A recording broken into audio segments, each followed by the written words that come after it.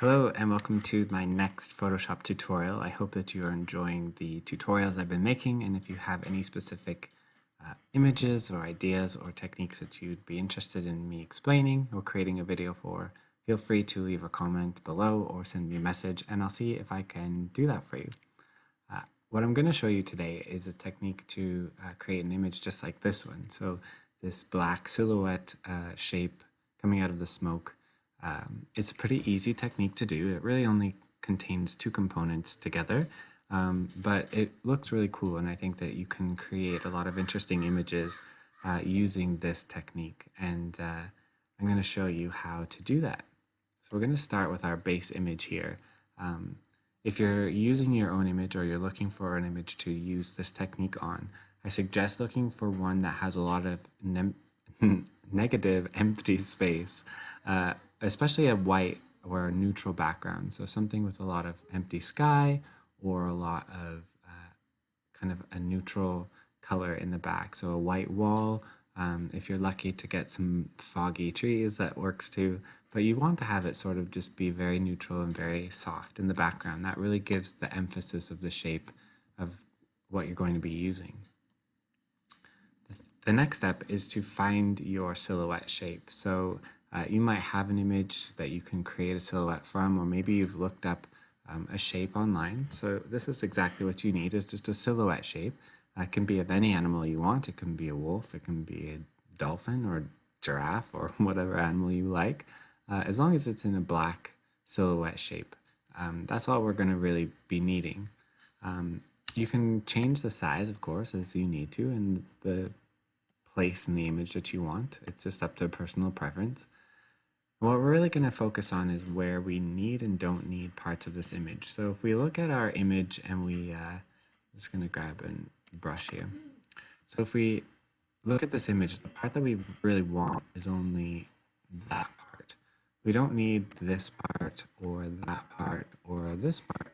So we're just going to go ahead and get rid of those. So what we're going to do is we're just going to use our little mask here. We're just going to go in there and get rid of everything that we don't want. And it doesn't have to be like this perfect extraction or kind of blend. We just want the shape that we want, and that's it. So that's exactly what we want. Easy. That's the first step done. The second step is going to be a little bit more fun. So what we're going to do is we're going to create a new layer here. We're going to go into our brush menu. So up here where our brush, so click on brush and up here. If you need to import the brush, you can click on your gear here and import brush, and that'll take you to where your brushes are. You can import that.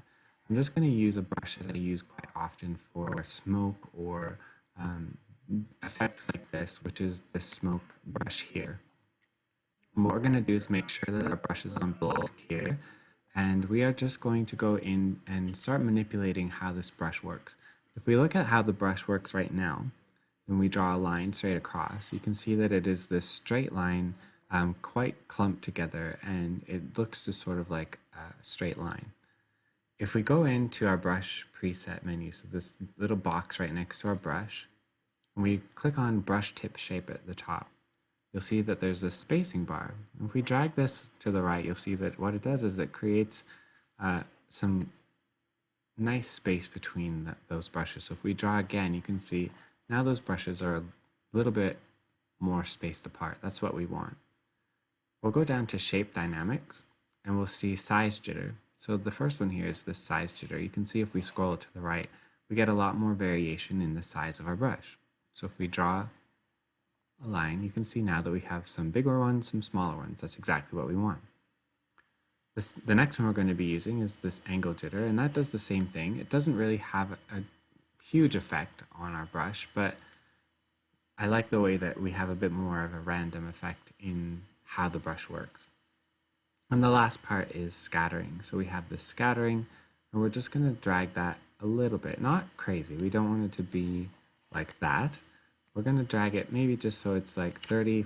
So if we draw a line now, you can see that instead of it being this straight, condensed, thick black line, we now have an effect that is a little bit more random and a little bit more spaced apart.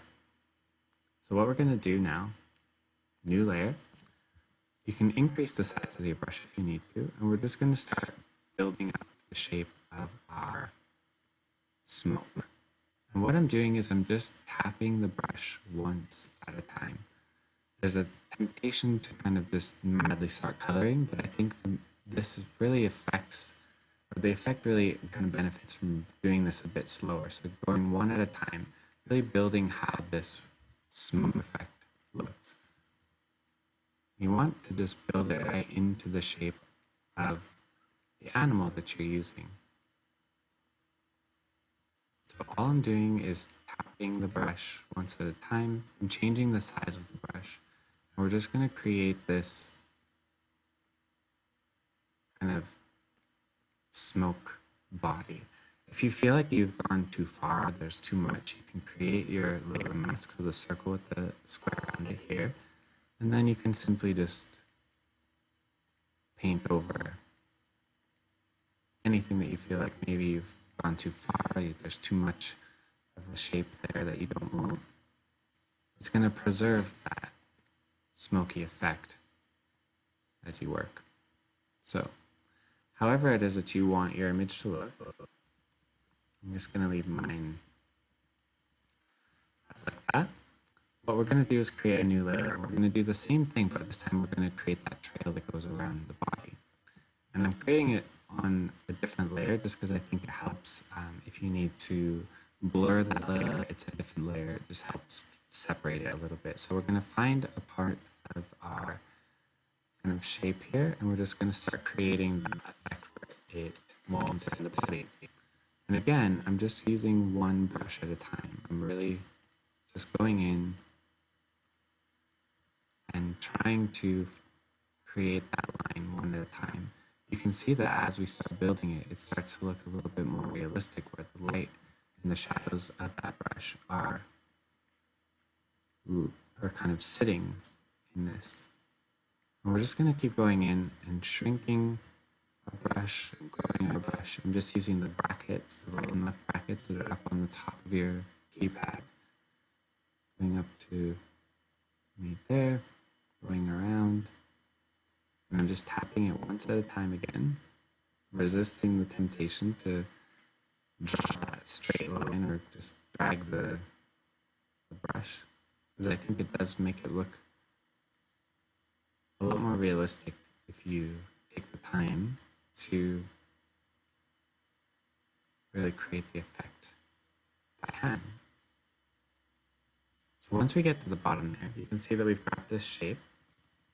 You can always add more smoke if you want to add more smoke. You can do that. You can add it going up to the shape. If you need to, you can always go to your shape of your animal and make it bigger. Just add that in. So then what we're going to do now is just go in and create a layer mask again.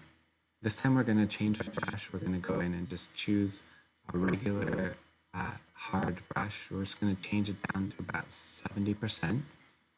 We're just going to go in and make sure that if we're going behind the body, we just want to create that harder edge. So we're just going to go in. Usually we're going a lot closer than that. And just make sure that we're not getting any soft edge where that kind of intersects with the body there.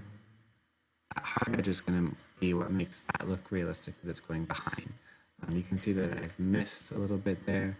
So I'll go in and grab my brush and just go in and add a bit more. Maybe even there.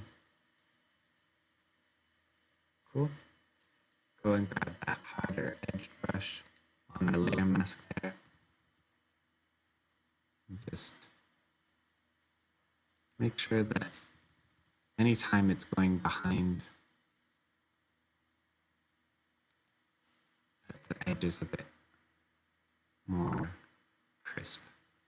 Cool. So if we zoom out, then you can see that we've got this shape that we were looking for. Now, if you want to continue adding some more effects, you can add some textures into that smoke. You can look at some scratches or some sort of cloud textures that you can add into that. Or you can just start editing the colors and color tones as you want to.